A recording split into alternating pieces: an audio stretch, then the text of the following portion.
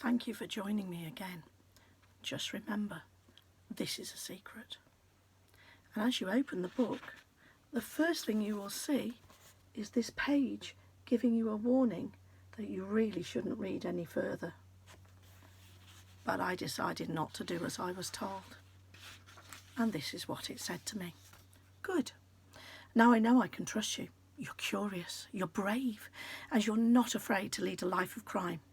But let's get something straight. If, despite my warning, you insist on reading this book, you can't hold me responsible for the consequences. And make no bones about it, this is a very dangerous book. No, it won't blow up in your face, or bite your head off, or tear you limb from limb. It probably won't injure you at all, unless somebody throws it at you, which is a possibility that should never be discounted. Generally speaking, books don't cause much harm, except when you read them, that is. Then they cause all kinds of problems. Books can, for example, give you ideas. I don't know if you've ever had an idea before, but if you have, you know how much trouble an idea can get you into. Books can also provoke emotions, and emotions sometimes are even more troublesome than ideas.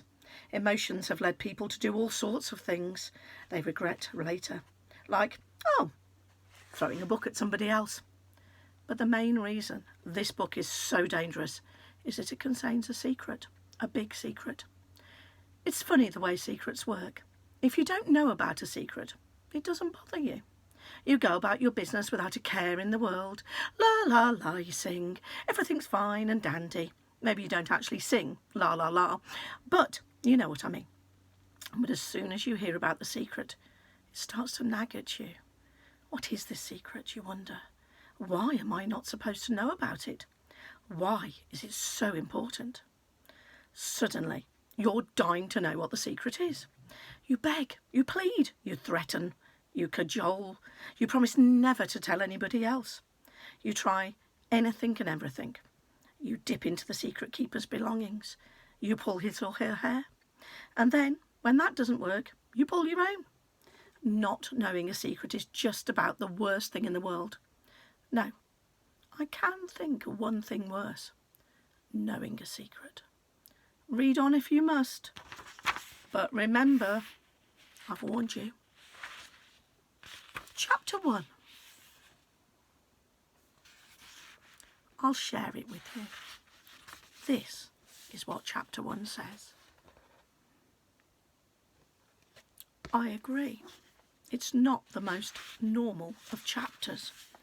And neither is Chapter 1.5. I've got to admit, you don't read many books with chapters 1.5. This one is an apologia. If you're wondering, it's not a variety of insect, neither is it a type of tropical disease. It's an apology.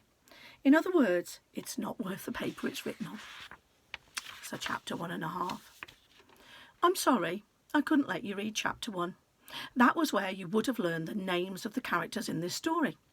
You also would have learned where it takes place, and when. You would have learned all the things you usually learn at the beginning of a book. Unfortunately, I can't tell you any of these things. Yes, this is a story about a secret, but it's also a secret story. I shouldn't even be telling you that. I shouldn't be telling you the story. That's how much of a secret it is. Not only can't I tell you the names of the people involved, I can't even tell you what they've done or why. I can't tell you what kind of pets they have, or how many annoying little brothers, or how many bossy big sisters, or whether they like their ice cream plain or with sprinkles. I can't tell you about their schools, or their friends, or their favourite television shows, or if they ride skateboards, or if they are champion chess players, or if they compete in fencing competitions, or even if they wear braces. In short, I can't tell you anything that would help you identify the people involved in this story if you were to meet them at your orthodontist's office. Teeth, as you may know from watching television, are very useful when detectives are identifying cadavers. This is for your own protection as well as mine, and for the protection of your friends and even of your enemies. You know, those ones you say you want to kill, but in the end you'd rather keep alive. Still, you must find my silence very frustrating. How can you follow a story if you don't know whom it's about? Somebody has got to be getting lost in the woods, or slaying dragons, or travelling in time, or whatever it is that happens in that story. I'll tell you what, I'll make you a deal. To help you follow my story, I'm going to break my own rule already, and I'm going to give my characters names and faces. But remember, these aren't their real names and faces. They're more like code names or cover identities, like a spy or a criminal, what have. If you don't like a name I chose, change it. If I write Tim loved to pick his nose, and you prefer the name Tom to Tim, then read the line as Tom loved to pick his nose. I won't take offence. You can do that with all the names in this book if you like. Or keep my names. It's up to you. Now, just as it's hard to read a story without knowing whom the story is about, it's also hard to read a story without knowing where the story takes place. Even if you were reading about extraterrestrials from another dimension, you'd want to imagine something about their surroundings. Like that they lived in murky green miasma, or in some place really hot. Although the real location of this story will have to remain a mystery. To make it easier for all of us, why don't we say the story takes place in a place you know very well? We'll call it your hometown. When you read about the town the characters live in, just think of the town you live in.